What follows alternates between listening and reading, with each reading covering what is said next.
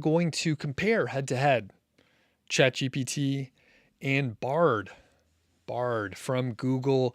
And I just got the email a couple days ago that BARD is rolled out. Can you hear me? Let me know in the chat if you can hear me okay. Sounds like everything is good to go, but it's always good to double check. So we're going to compare these two chatbots head to head. My hunch is, and I haven't really tried out BARD, but I did enter in a few commands earlier. So I did technically test drive it just a bit just to make sure that it would work. And I have been so impressed with ChatGPT over the past couple months that I will honestly be shocked if BARD is anywhere close to it. The thing is, Google has had a bit of a head start with AI. They have tons of data as well because they crawl our websites out there. And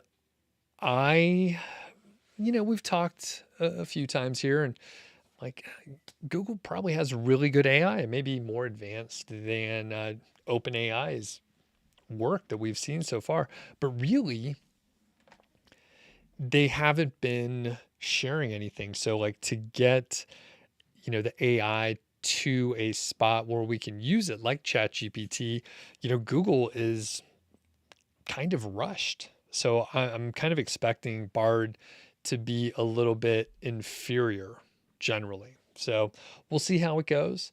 And we're just going to test it out. I have a few commands that I want to sort of try out, and we'll actually put the commands into ChatGPT and to BARD and see what happens. And then we'll also probably take some of the outputs from each of them and then ask them to evaluate each other. Right? So that could be a little bit interesting. One thing I want to point out, a lot of people have been checking out my prompt engineering cheat sheet, which I will share here really quickly. It's free. There's actually two things that you get. You get this 5-page prompt engineering cheat sheet. It has an area on productivity, writing and content creation, follow-up prompts, reverse engineering, and creating your own prompts. The creating your own prompts is probably one of the most valuable things that you can learn, because after that, it sort of teaches you a recursive process, an iterative process to keep improving your prompts and your interaction with the chatbots. So definitely check it out. Again, it is free. It is short. It is a Google Doc so that I can make updates to it in the future versus like making it a PDF where there's like multiple versions. Just come back to this and then there will be updates. Additionally, there's a free set of resources, a bit of a course that I have out there, but really it's set up in a course platform, but really it's just a set of resources and notes and a handful of videos that I'll add to over time. The prompt engineering cheat sheet is actually within there also, but if you sign up for the essentially this prompt engineering cheat sheet, you're added to my AI email list, which is cool. It's sort of separate from my other one, but you're also signed up for my main email list, which you could opt in or not if you want to. Anyway, the point is it's free. They're free resources. You could check it out and then unsubscribe from the email list if you want. Daniel is on. What's going on? DH is here. And DH asks if this is live or recorded. It is live. Yeah, it's live. But later, if you watch it later, it's recorded. But if you're watching it now and you're in the chat, it's live. Jeremy is on. What's going on? And let's get into it. So here's BARD over here. And it is telling us, I could zoom in just a tiny bit here. I'm BARD, and I'm your creative and helpful collaborator. I have limitations and won't always get it right, but your feedback will help me improve. Not sure where to start? You can try help me finish my art studio tagline, outline my blog post about summer mocktail recipes, draft a packing list for my weekend fishing and camping trip. So we're going to just make it easy on BARD. We're going to use one of these, and then I'll put it in over at ChatGPT, which I'm a Plus member. I coughed up and cough up every month $20 to OpenAI to pay for this, and it's a bargain.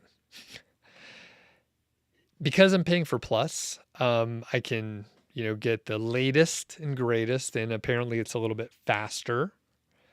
It doesn't throttle me as much, and default is GPT 3.5 and is optimized for speed and is currently available to Plus users.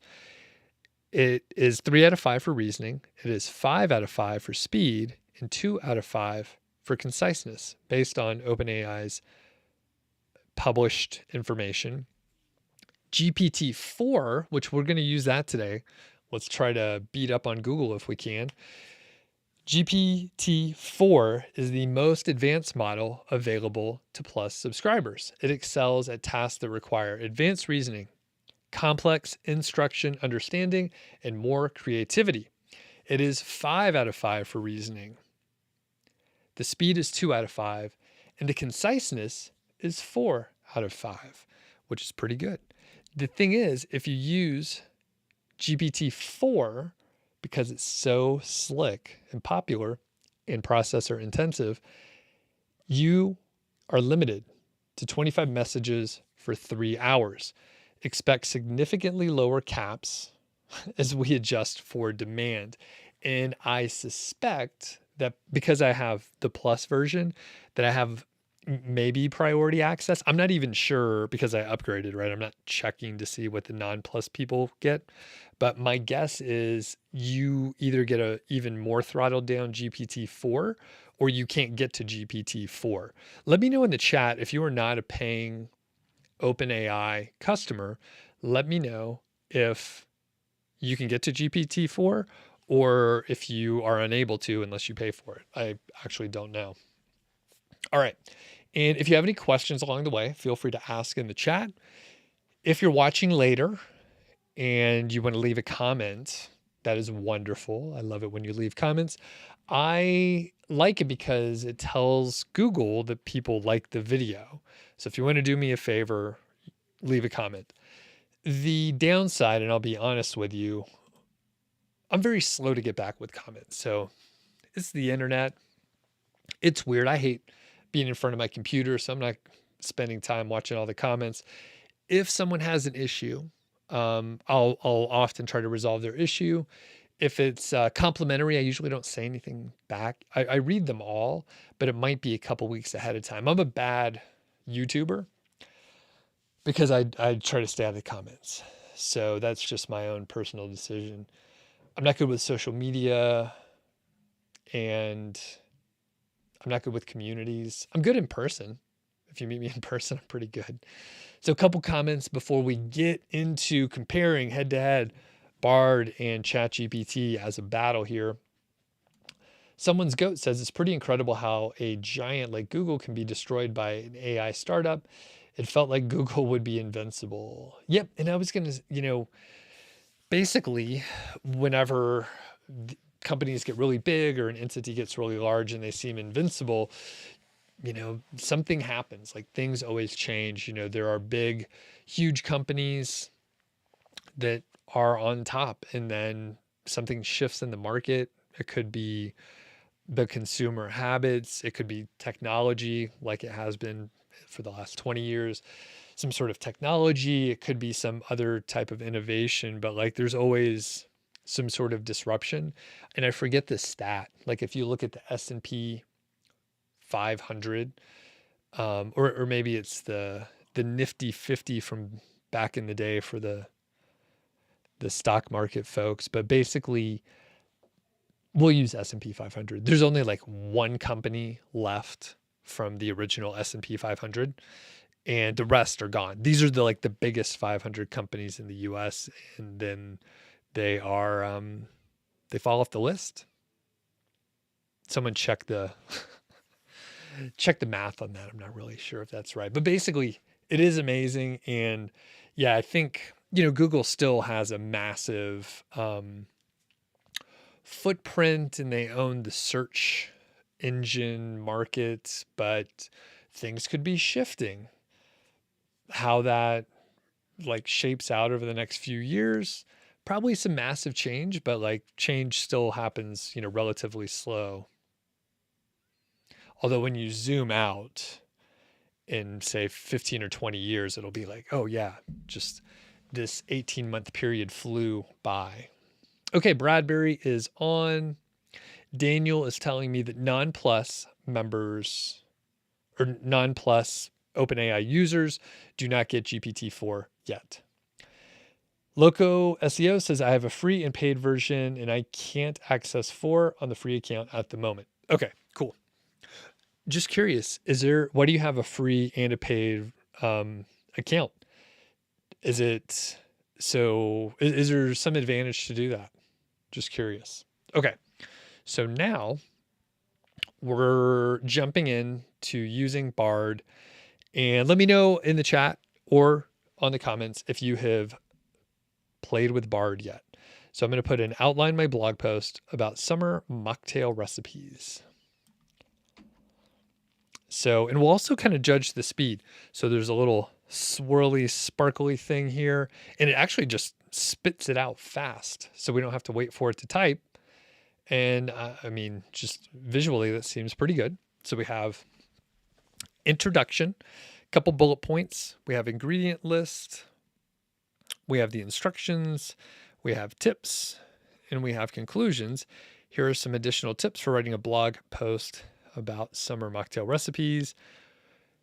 Have high quality images, write a catchy headline, promote the blog post, optimize. So what I see here is a generic, unuseful kind of outline.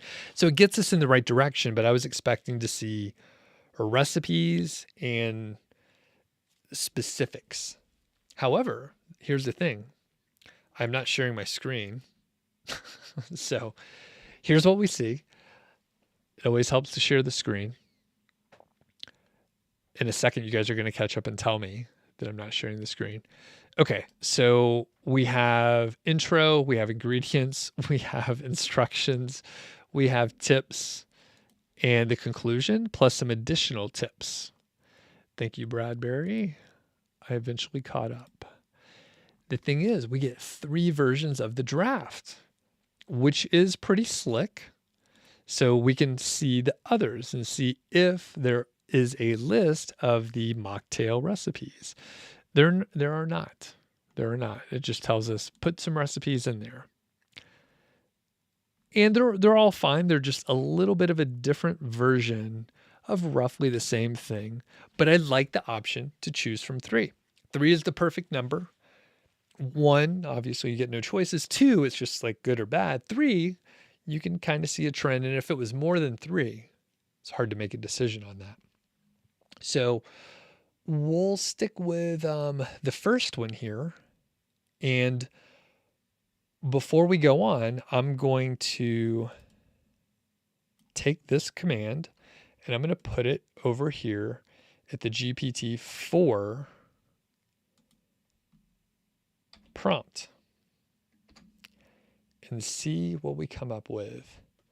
So it does give us a title. It is providing, a similar type outline. The contrast here is BARD just kind of has a spinning logo, and then it spits out the full outline. We don't have this slow sort of typing situation here. The other thing with BARD is it gave us 3 versions to choose from. Immediately, what I see here is ChatGPT is actually giving us different recipes. This is what I would expect. When we look, I'm going to let this keep typing over here, but when we look at BARD, we have 3 versions and none of them actually give recipes here. We gave the same prompt, and the stupidest thing of all here is BARD gave us this specific suggestion and it still didn't give us the recipes. So you would think that the one that they tell us to try would be pretty damn good. Now, all is not lost. We see a similar kind of outline. We have mocktail making tips, choose the freshest ingredients. This is on ChatGPT. We have non-alcoholic alternatives, a conclusion, an invitation to share their own, wishing what. Yeah, so great conclusion. But the big thing is we have these 5 recipes. So what I'm going to do, I don't know if this is going to work. I am going to ask BARD to add 5 recipes in the outline.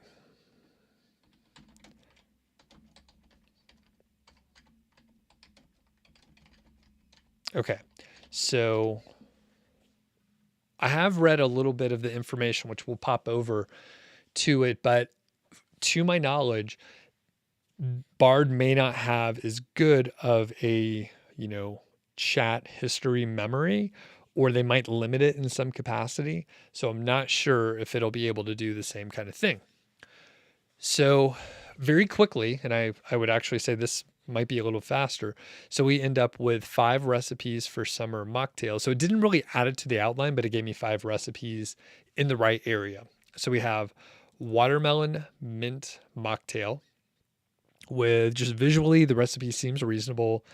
It gives you instructions, and then they give us another recipe here, but the outline is misformatted. So this title, virgin layered strawberry mango margarita, which sounds delicious, shows up as step number 5 for the previous recipe, which is not correct, but that's a quick little formatting thing. As we scroll down, we see the same symptoms. We have a Moscow Mule, another traditional one. We have a mojito mocktail. We have blueberry lemonade. And so all of these seem good. So I really just wanted 5 recipes to add to the outline, and they provided the full recipes, which is totally fine. So one thing I will do, so I will ask for writing the full outline. Write the full outline with the recipes listed.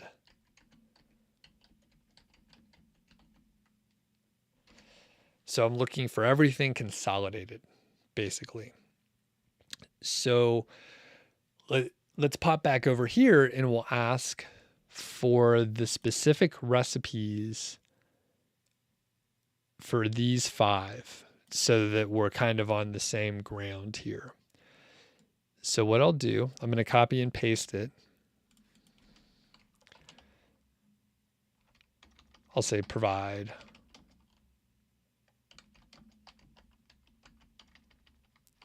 Provide the full recipes.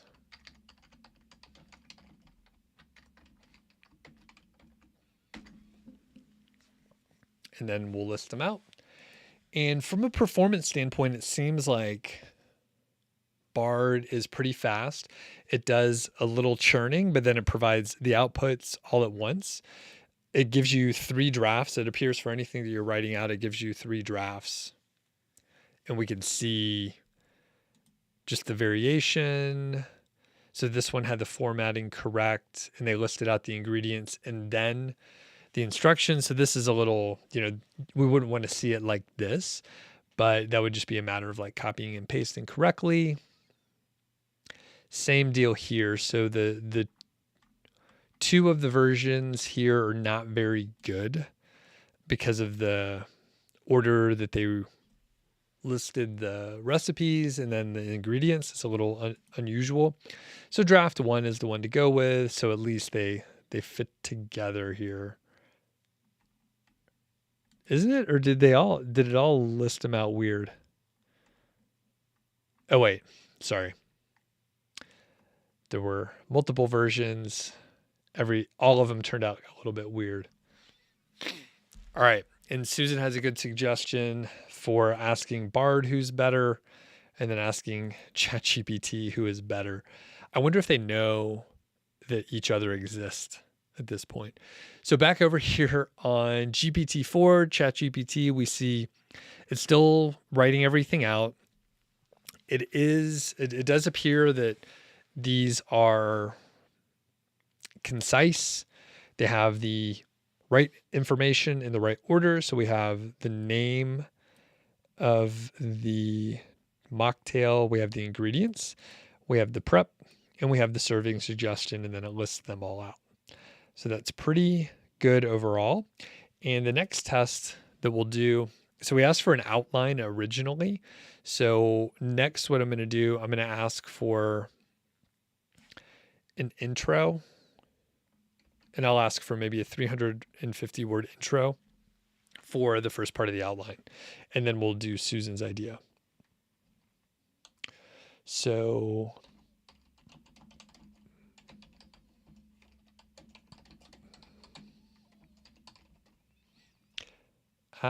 we'll say write a 300 word intro for a blog post for this blog post.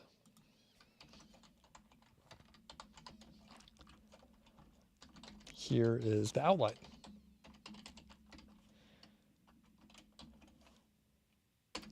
And then I'll do the same for ChatGPT. So again, we have the spinning logo. It takes, a second or two or a few seconds, but then it spits out the full output all at once and gives you 3 versions of it. So that's pretty fast. And this looks pretty good. So summer is the perfect time to enjoy refreshing and delicious mocktails. These are perfect for any occasion, whether you're into hosting a party or just relaxing at home. Mocktails are non-alcoholic drinks that are made with fresh fruits, juices, and herbs. They're a great option for people who are looking for a refreshing and delicious drink that doesn't contain alcohol, and so on. They also provide statistics about the popularity of mocktails, and they tell us a little information. I don't know if it's if it's accurate or not, but it is what we have. And I'm going to provide actually the same exact prompt over on ChatGPT. So that will take a second here. And again, it writes it out, so it takes a second or two. I didn't count the words here, but this looks like it might actually be a little bit longer than 300 words, but that seems appropriate as far as the length. I'll give it a thumbs up. Good job, BARD. And we'll take a quick look at the FAQs while ChatGPT is thinking over there. So what's BARD all about? We've long seen potential to make information and computing much more accessible through conversational AI. Did they? They kind of lost the race there, didn't they? It's like, yeah, we've seen the potential, but we decided to not do shit with it for a little while until a competitor kind of clobbered us. So they say 2 years ago, we unveiled LaMDA as a conversational AI model capable of fluid multi-turn dialogue. And last year, we launched the AI Test Kitchen, a space where people could learn about, get hands-on experience with, and provide feedback on LaMDA. And no one cared about it. Further, BARD is an experiment based on the same technology that lets you collaborate with generative AI. As a creative and helpful collaborator, BARD can supercharge your imagination, boost your productivity, and help you bring your ideas to life. Whether you want help planning the perfect birthday party and drafting the invitation, creating a pro and con list for a big decision, or understanding a really complex topic simply. If you're interested in the more technical details, LaMDA is a transformer-based model, the machine learning breakthrough invented by Google in 2017.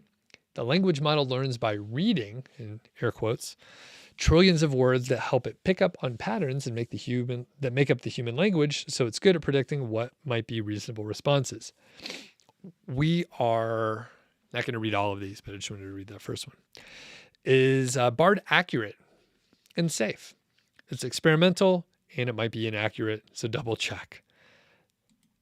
Does it cite responses? So BARD, like some other standalone large language model experiences is intended to generate original content and not replicate existing content at length. So we've designed the systems to limit the chances of it occurring, and they'll continue to improve it. If BARD does directly quote at length from a web page, then it will cite it. So I haven't seen that yet, but you can click the Google it to see related searches. So we'll hop back here in a few minutes, but let's take a look at what we've been able to do over here on ChatGPT. So as summer approaches and temperatures soar, the sun shines brighter. We all search for ways to stay cool and refreshed. And I won't read the whole thing, but we do have some stats here. And it looks like, 300 words or more. I mean, this looks like a pretty good amount of content. So in this blog post, we will share 5 delectable summer mocktail recipes that are perfect for your next pool party, backyard barbecue, or simply to savor on a lazy afternoon. Each recipe features a unique blend of flavors from the classic virgin mojito to the exotic mango coconut fizz, ensuring that there is something for everyone. Plus, we'll provide some handy tips and tricks to help you master the art of mocktail making and elevate your presentation game. So, funny thing, it's been a couple months now, but I went to a distillery with some friends, and the drinks now, they're really expensive. It was like $14 or $15 for like one cocktail, which was fine. It was a good cocktail, but it's so expensive. It's so expensive. And, it's not a mass produced liquor. It was a local distillery, blah, blah, blah. So it was local business, all that stuff. But you could buy like a whole bottle of liquor for the price of one cocktail. It was crazy. The even crazier thing is I had a friend who's doing dry January, went to the same distillery. He got a mocktail there, and it's fruit juice, all right? He's drinking fruit juice, and he was like, it was still like $8 for the mocktail because it was fancy, and they squeezed a bunch of tiny lemons or something like that. I don't know.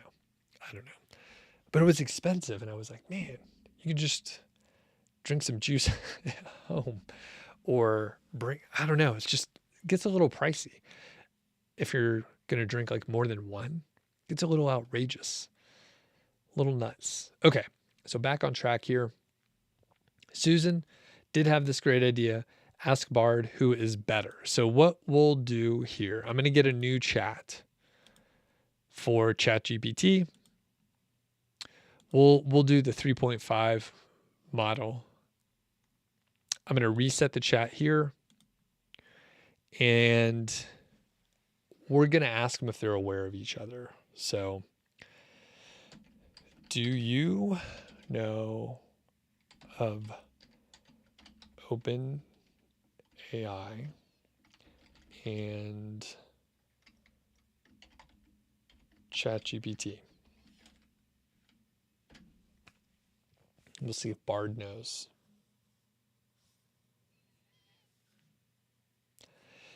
So yes, I'm familiar with OpenAI and ChatGPT. OpenAI is a nonprofit research company that was founded in 2015 by Elon, Sam, Ilya, and others. The company's mission is to ensure artificial general intelligence benefits all of humanity. ChatGPT is a chatbot developed by OpenAI that uses GPT-4 language model. It can hold conversations with humans and answer questions in a comprehensive and informative way. It was launched in 2022 and is in research preview. It's available free for a limited time. Okay, so it is aware. So that's pretty good. And now we'll ask ChatGPT if it knows about BARD and Google. So, do you know about Google's AI products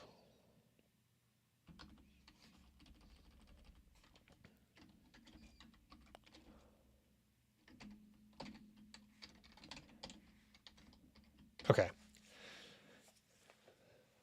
So this is GPT 3.5, by the way. So ChatGPT says, yes, I'm familiar with Google's AI product BARD. It's a natural language processing tool that is designed to help people write poetry. Nah, not exactly. It was developed by the search division, Google Brain, and was released in 2021. BARD uses machine learning algorithms to generate lines of poetry based on the user's prompts, such as the first line or the topic of the poem. BARD is BARD is part of a larger trend of AI technologies being used in creative endeavors. While it is still debated whether or not AI generated art can be considered true art, there's no doubt that it's changing the way people approach creativity and expression. So I'm going to say this is not quite accurate. So I'll ask, can BARD do other things aside from write poetry?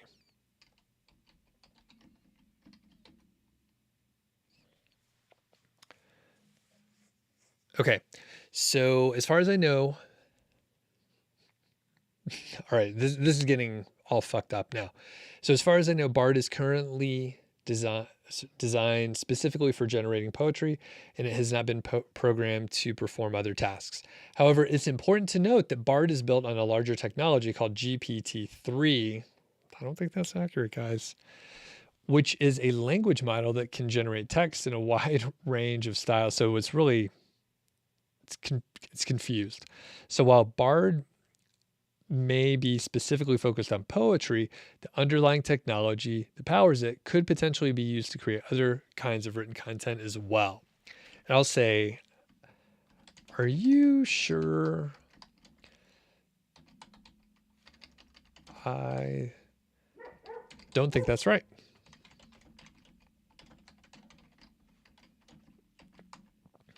GPT-3 is from OpenAI, not Google.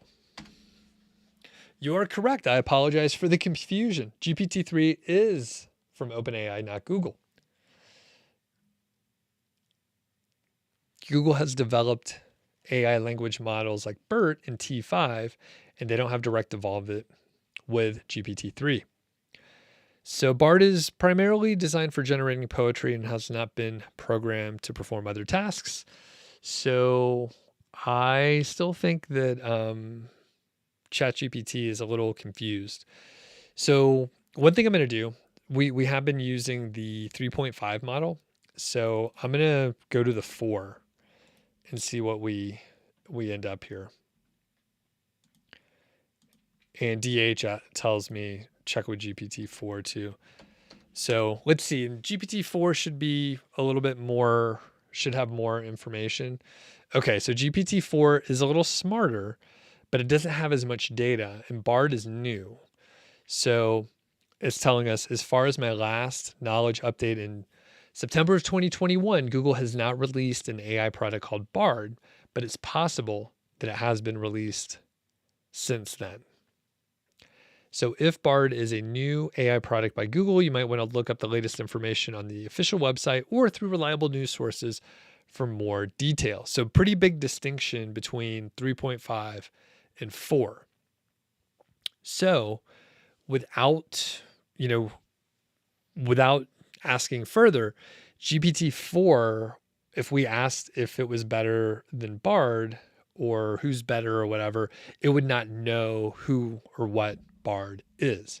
So what we can do is we can go over here. Can we open up all of this stuff? No, it just opens one at a time.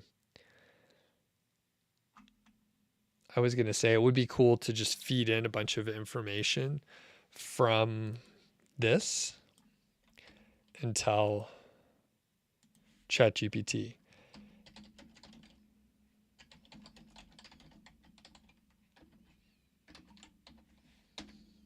So I'll give it that info. What else is useful here? Okay. And then I'll put in how BARD works. I don't care about that. So here is how BARD works.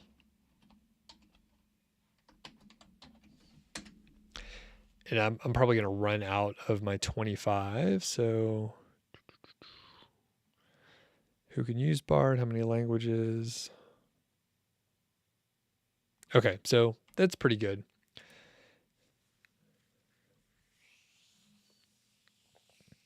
And now, and I don't care about that.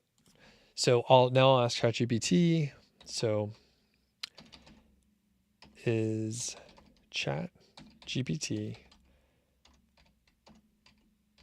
better than BARD? And then we'll ask BARD, is BARD better than ChatGPT?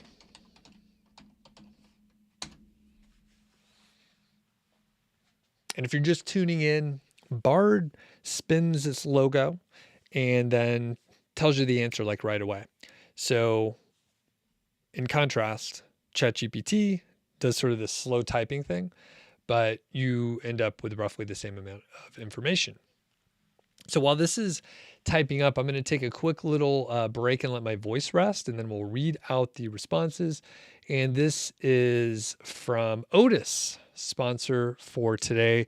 They have premium age domains. So I'll be back in just a couple minutes. To you by Odys Global. That's Odys.Global, the source for premium age domains. And one quick thing to point out, they actually have a make an offer situation now. So you can actually make an offer. And I do want to point that out. That is a new thing that they have added. The featured domain for today is called Aqua Fresco. And it used to be a domain that hosted a business that was trying to reinvent the cleaning market with a breakthrough wastewater recycling system. It was created back in 2014, so it's 9 years old. It has a domain rating of 18 currently and a domain authority of about 31. And it would be great to have kind of perhaps a cleaning focused site. So that would work okay, but you could also relate it to environmental impacts, of which there are plenty of informational topics that you can promote. And you also could have a bunch of sort of cleaning products that are eco-friendly, or at least the company has some of that, I don't know, positive earth energy in mind. You can take a look at some of the history back there. Really, this looks like a big landing page if you take a look at that. But let's quickly have a look at the referring domains. So quick note, there are 49 referring domains total, and some of those are from places like Bloomberg, MIT.edu, USA Today, Crunchbase, greenbiz.com, Trend Hunter, Recycling Today, a bunch of awesome ones here. So really a fantastic set of existing links. So let's take a look at the do follow. We also have treehugger.com, Trend Hunter, and several others. And if we take a look, many of the ones that I mentioned were already the do follow.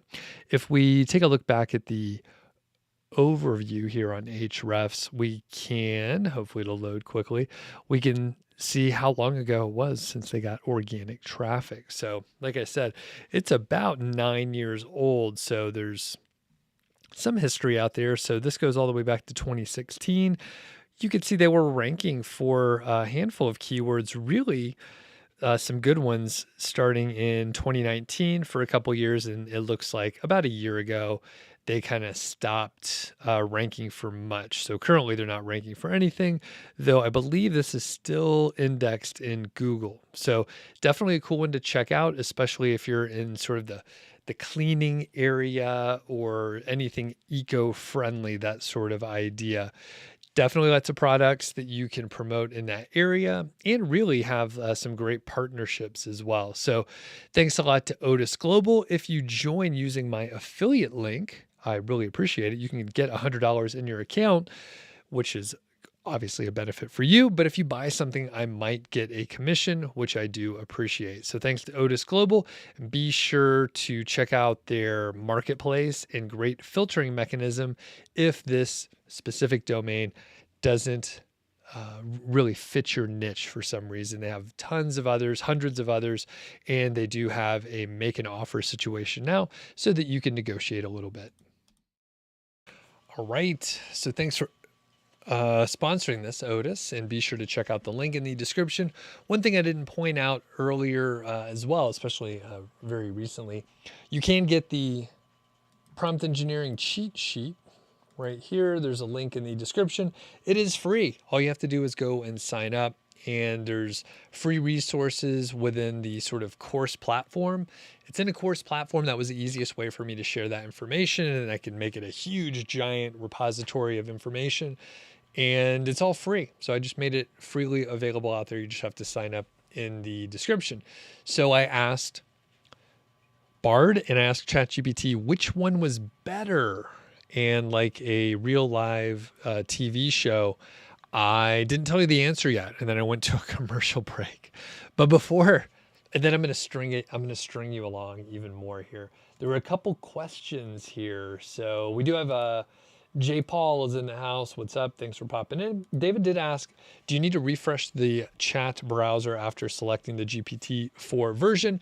No, if you create a new chat, you could pick which one you want, and then that specific chat has like the model in which you selected. So this is the GPT-4, and if we go back to this other one, it tells us it's 3.5 right here. And the first one, the summer mocktails recipe, this is 4. So each model, keeps whatever it is. And I think, some of these are older, and I'm not sure if they have that. So SEO expert for blogging. So this is GPT-4. Let me go back to another one. So like this financial independence, retire early, content strategist. This is something I created here. Those are my actual notes. So this is using the version 3.5. And I'm pretty sure, when I first started using this, we just had the default version to choose from. So same with the prompt generator. Like this is one where it's using 3.5. I maybe want to make this use 4. So what I would do is probably like start a whole new chatbot and potentially, delete the old one and, create a new history around it so that I have GPT-4 specific chatbot to help me with certain things, which I deem, more appropriate.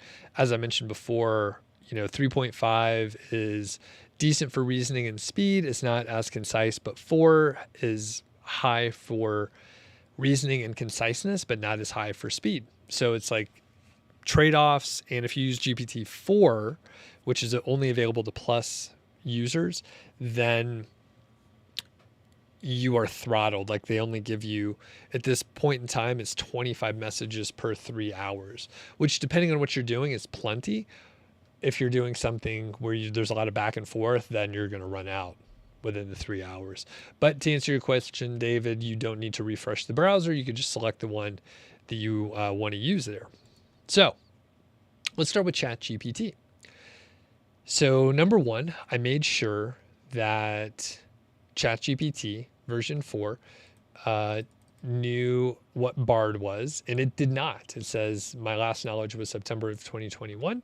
So I provided information from the FAQs, and then I just gave like two inputs, 6 paragraphs total, probably a few hundred words if I had to guess, 400. And then I asked, is ChatGPT better than BARD? As an AI language model, I cannot provide real-time comparisons or opinions on products that have been released after my last knowledge update in 2021. However, I can provide some general insights. Both ChatGPT, based on OpenAI's GPT-3, and BARD, based on Google's Lambda, are large-scale AI models designed for natural language understanding and generation. They are developed by different organizations and may have different features, strengths, and weaknesses. Comparing ChatGPT and BARD depends on various factors such as performance, so like the quality of the generated responses, the ability to handle complex queries, and accuracy of information provided. Two, that would be user experience, the ease of integration, user interface, and overall usability of the AI product.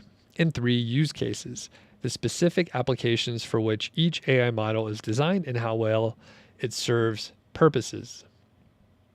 Ultimately, the choice between ChatGPT and BARD would depend on the individual preferences, requirements, and use cases. It's essential to evaluate both models based on their performance, features, and suitability for your specific needs. Additionally, since both models are continually being improved and updated, their relative capabilities might change over time, which seems all accurate and reasonable. BARD says this: BARD and ChatGPT are both large language models that can hold conversations and answer questions in a comprehensive and informative way. However, they have different strengths and weaknesses. BARD is better at surfacing relevant information from the web. It can access and process information from the real world through Google search and keep its responses consistent with search results. ChatGPT is better at generating text, translating languages, and writing different kinds of creative text formats of text content. So ChatGPT is better at generating text, translating languages, writing different kinds of creative text. Interesting. Next, it says, ultimately the best large language model for you will depend on your specific needs and preferences. If you need an LLM that can provide you with information from the web, BARD is a good option. If you need an LLM that can generate text or translate languages, ChatGPT is a good option.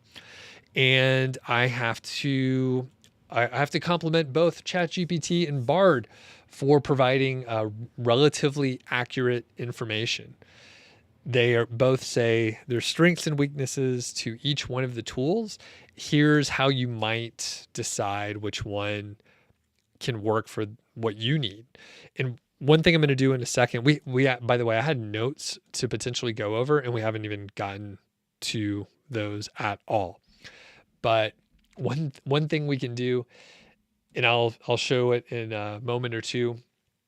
I'm going to ask for designing or creating a template for a specific kind of content just to see what will happen. And I may play around with a little bit of that. Now, we have a question here from Who is Joe? When you ask ChatGPT to write an article, do you just copy and paste directly into your website? So I haven't done really any of that at a large scale at all. I tested one blog post, which was based on a transcript of my own words. There was no script. I created an outline. I talked through the outline, published a YouTube video. I grabbed the transcript and asked ChatGPT to create a blog post. And I took that and I edited a couple things. There were some headings that I needed to fix up, maybe one or two grammar areas, and then I published it. Joe, your question is, can I get content and publish it directly to your website? The answer is, you can do whatever you want. You're asking me what I do. I don't think publishing directly from AI tools is a long-term solution unless you are very specifically providing information as the inputs, maybe in the form of an outline, a content brief, maybe an outline with a bunch of data that you're inputting. If you are just asking for an outline and then a blog post to be written, you're probably going to get something fairly derivative from other content online. And at best, it's probably just going to be derivative of other content online. So I wouldn't do that. But it is totally up to you. And I have several videos where I show you, hey, you could create an outline. You could do keyword research. You can create an outline based on that keyword. You can create a blog post based on the research and outline and not have to write anything. In all those videos, I tell you, I don't really recommend that you do this. If you get some traffic on it, that might be fine, but you really should add your own value in some way, however that is for you. If you're able to get traffic by publishing a large amount of content like that, where you're not writing any of it, you're not providing any inputs, if you get traffic, I would guess you have a shorter timeline for how long that's going to be successful. Because let's play this out. If you start getting traffic, you get your content for relatively cheap, you get it fast, you publish it. Maybe you're using like Midjourney to create images, you're getting like original images, and you're doing all this really fast. Maybe you even get some virtual assistants to help you out, and you're doing this at scale. If you're doing it for a low amount of money, it's pretty easy and you could do it fast, and you're coming in, kind of unskilled, you're learning on the way, and anyone can do it, then anyone will do it. Everyone will do it. And they'll do it cheap, and they'll put in just as much effort as you. And then all of a sudden, you're going to have a bunch of content that is all really kind of subpar quality, that is all pretty much the same because it's a low barrier to entry, it's cheap, it's easy, it's fast. And then what are you doing? You have to do something different. So you end up at a spot where if you're able to do it, then everyone else is going to do it. And then competition is going to be very high, or at least there'll be a lot of people, and you're going to have to do something else. You're going to have to do something more. So should you publish directly from ChatGPT? Probably not, unless you know exactly what you're doing. Okay.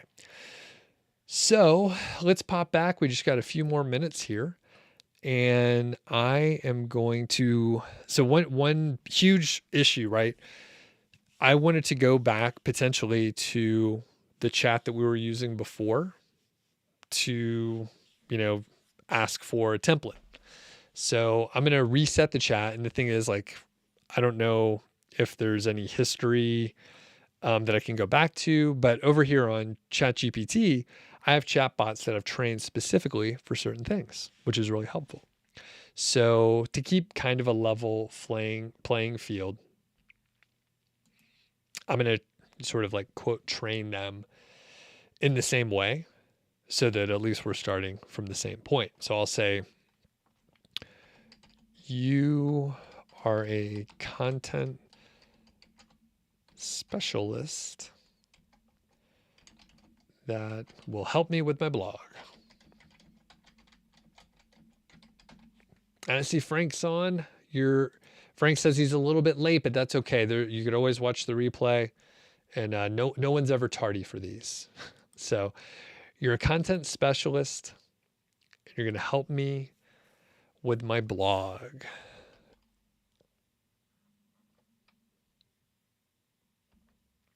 And we'll see what it says. And it tells me I could definitely help you with the blog. I have a lot of experience in content creation and marketing, and I'm up to date on the latest trends. I'd be happy to brainstorm ideas, create content, and promote your blog. I can do the following: brainstorm ideas, create high quality content, promote your blog on social media and other channels. I don't know if that's true. Monitor the blog's analytics and make adjustments as needed. I don't think it can do that either. So I think these two are lies. I'm confident that I can help you take your blog to the next level. Let me know what questions you have or would like to get started. Okay, great. So I'm going to put in the same output here. I'm going to get a new chat. I'm going to go to GPT-4. And that is not what I wanted. I'll answer. I think Frank had a question here, but let me just get this in. Copy, paste. Okay, so while that's typing, Frank asked the following.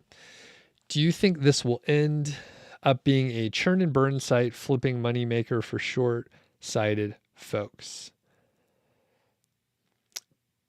I Potentially, I think, some people might be able to do this in the short term. I think that time may have already passed though. There were, sites in the last year or two that, they published a huge amount of content. They were getting, I don't know, like hundreds of thousands or millions of visitors each month. And they would spring up, publish whatever, tens of thousands of articles, and then they would drop off. Google would stop sending them traffic. So I think the churn and burn idea might be past already. I mean, people might be doing it on a small scale and they're like, basically, I don't think about it. I don't think about short-sighted folks. They're not in my audience, or if they are, hopefully the way I talk turns them away and they don't want to watch me anymore. But the short-sighted ideas are a waste of time, in my opinion, because it takes the same amount of time or effort to work on something that can last for a long time. So you may as well do that. You might be able to learn some things, learn some strategies by experimenting. And if someone has that time and bandwidth and interest, then it could be valuable to learn skills that you could transfer to long-term type ideas. But yeah, I think there's a lot of, unfortunately, I'm in this make money online area or adjacent to it at least. And there's just some real losers out there.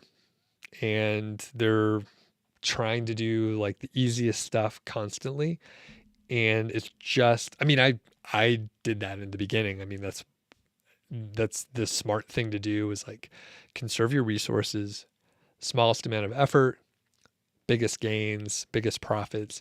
But that's typically, not a good formula for the long term. So I think some people may have already played around with it.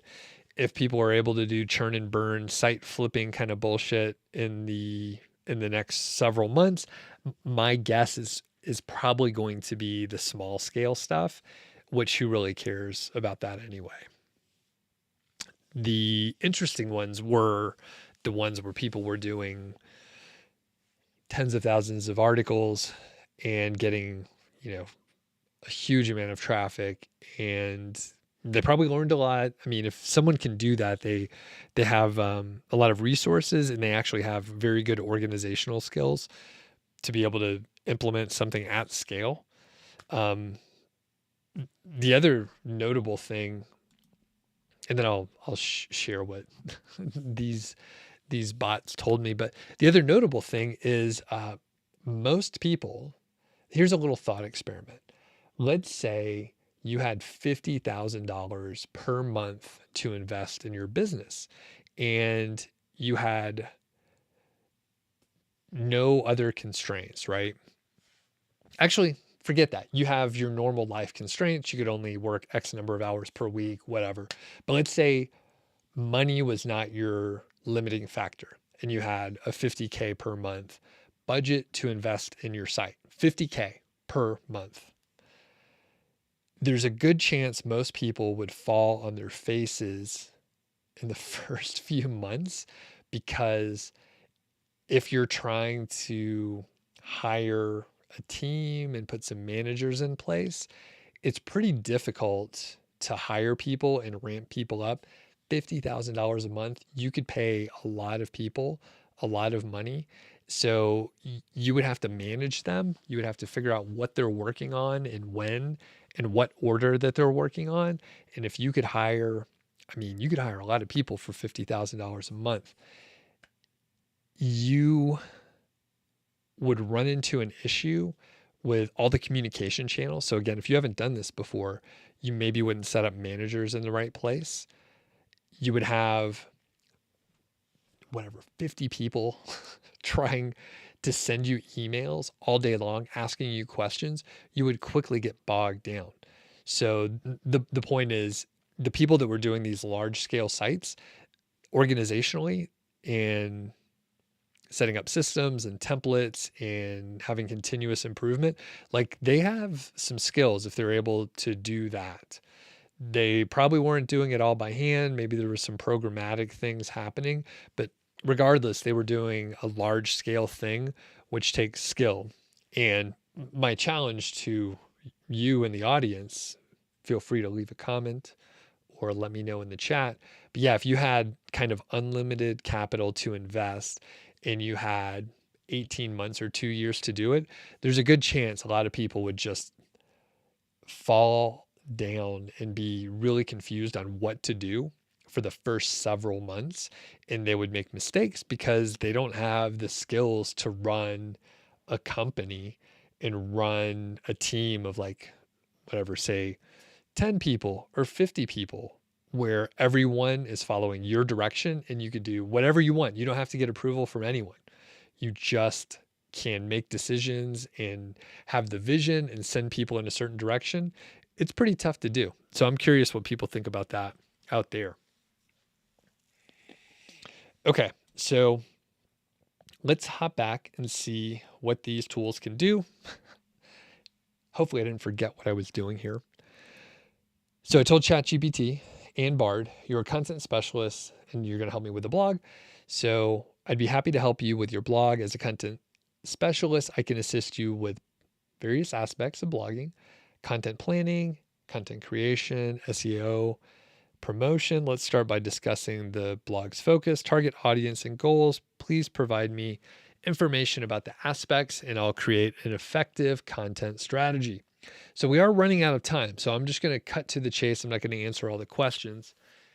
We also have a similar kind of thing over here. And what I'm going to do, so this is, a lot of people are asking about content and like, hey, can I just get like free content from these tools? And you kind of can do that. I've mentioned my reservations already. I see Dan has a question, which we'll hop to in a second. But here's the thing, I'm just going to ask for a template. So a lot of people are thinking, how can I get free content?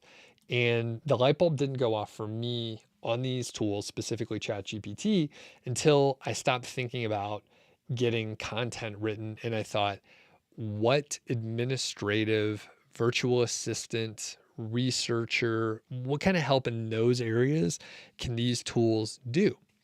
And it didn't all come to me at once, but over the course of a couple weeks, I realized that these tools, they're okay at writing. They're going to get better, but really I could use these tools to do other things. And if you don't have skills in certain areas or you're just not experienced, this is where it can come in handy.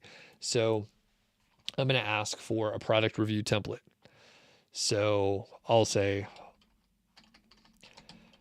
provide a product review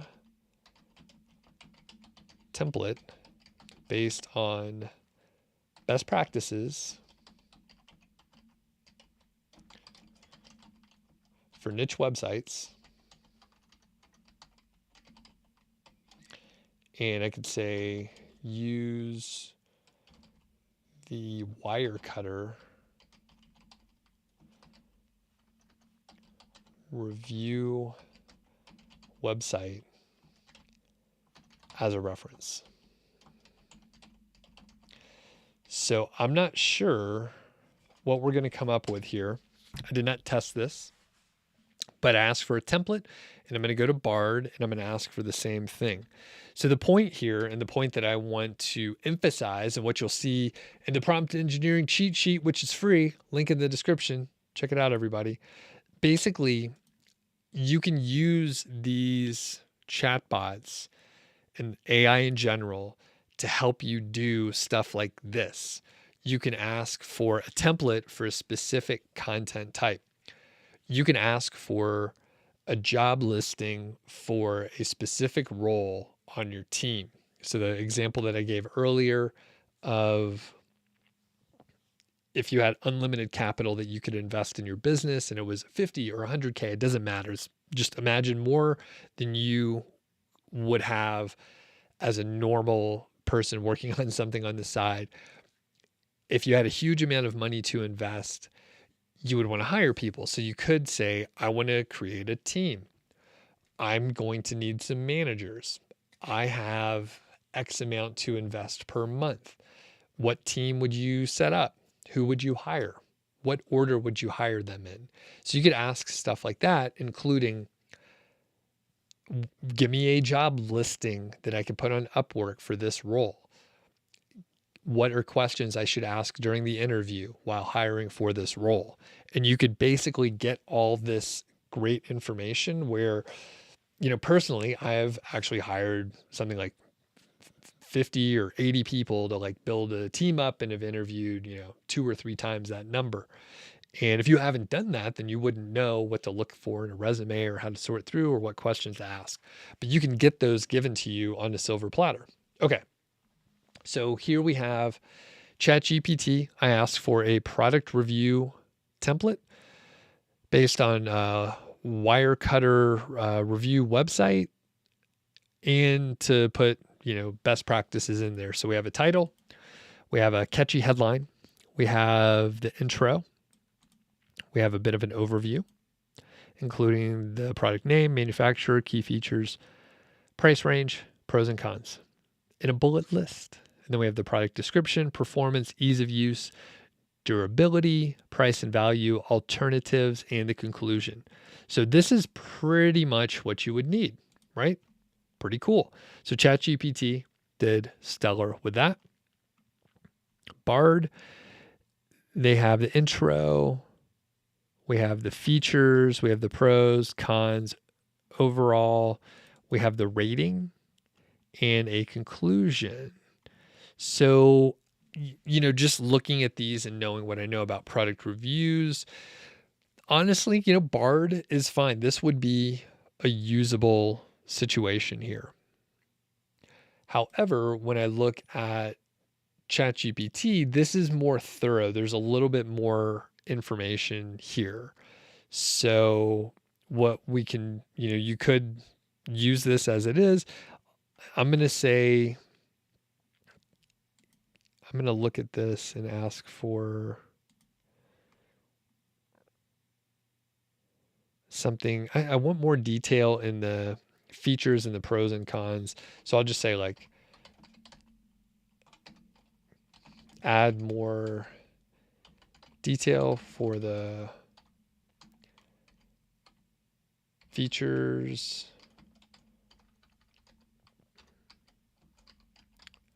pros and cons, and just see what it does.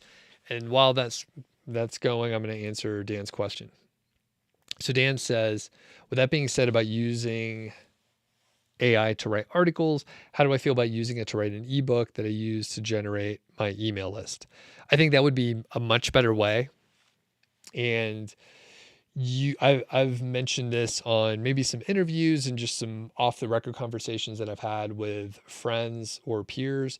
And I'm telling them, yeah, if you're writing emails, you're not trying to rank in Google, you're just trying to communicate, then sure, you could probably use AI content without any issue. You would still, for me, if I was doing that, I would want to still put things in my voice. You can train the tools on your voice and tone and that sort of thing, so it writes in the same style as you. As far as an ebook, that I think that would be totally fine. It'll still be better if you put in your own inputs. So at least it's sort of rich with your own style and your own information. So you could do it. So I would say like email list, ebook to generate your email list would be fine. The other thing that I personally have been doing is getting ideas for questions to interview people, especially like if I have a few questions that I've already come up with and maybe I have a bio on the person that I could just put in and say, hey, I'm interviewing this person. The focus is financial independence. Here are the questions I already have. Here's a biography. What questions should I ask this person? As normal, maybe 30 to 80% of it, big range, 30 to 80% of it is not what I'm looking for. It's like a common question that I wouldn't ask. So I'll throw those out and then I'll just keep the good ones. But still, you end up with a decent chunk of usable material. So planning for, podcast and interview questions, that's helpful. If I have like some loose notes where maybe I've just like, I've written down a bunch of ideas. I could say, here are some ideas that I have for this podcast. Put this in an outline, add a couple more items. So saving time, key thing in both situations is I'm adding in my input. I'm saying, here's a starting point, make it better, fill in the gaps where I've missed it. The other one is YouTube. So basically, if you're not publishing online to get content or to get traffic from Google or a search engine, then you're probably okay. So the spoken word with podcasting, video over on YouTube, that's going to be fine. Like, you're going to end up most likely putting in your own opinions anyway, especially YouTube and podcasts. Like, the formats tend to lend themselves to ad-libbing more and just putting in your own ideas. I mean, both formats have the vocal inflection to add your own character. And then of course, YouTube has video, which you can add a huge amount of your own personal style and whatever it is you're trying to convey. It could be B-roll. It could just be a talking head video like the ones I do. Okay, so let's pop back and we'll just see what BARD did. So I asked BARD for add more detail for the features and pros, and they actually gave an example of a product review for a coffee maker, which is not the same thing. So I wanted more detail within the actual template. So let's see if the other drafts reflect that. So no, they're just, so the first one's no good. The second one, also an example. And draft 3, they got it. So they actually just provided more detail, and they put in more detail in the features, in the pros and the cons. So this is literally what I was asking for. And this actually adds more value. So for the pros section, it says the product name has the pros. It's unique in this way. It could benefit the user by this. It's a good value for the price because, and then it's really kind of fill in the blank. Then we have potential drawbacks for the con. So it's limited in this way and it has a disadvantage because of this. So this is exactly what we're looking for. And the thing is, the way this is written, it has, brackets where you could fill in the details. So you actually could have this general sort of template and fill in like a content brief where it has the product name, the product function, the product or the company name, the features listed out, unique features and benefits, and then limitations and disadvantages. You literally could create an outline and an input and a prompt where you had a content brief that had all these bracketed pieces of information, and then you feed it into your AI tool, and then it'll conceivably spit out the right information. So that's kind of the idea there. Okay. So we went a little long today.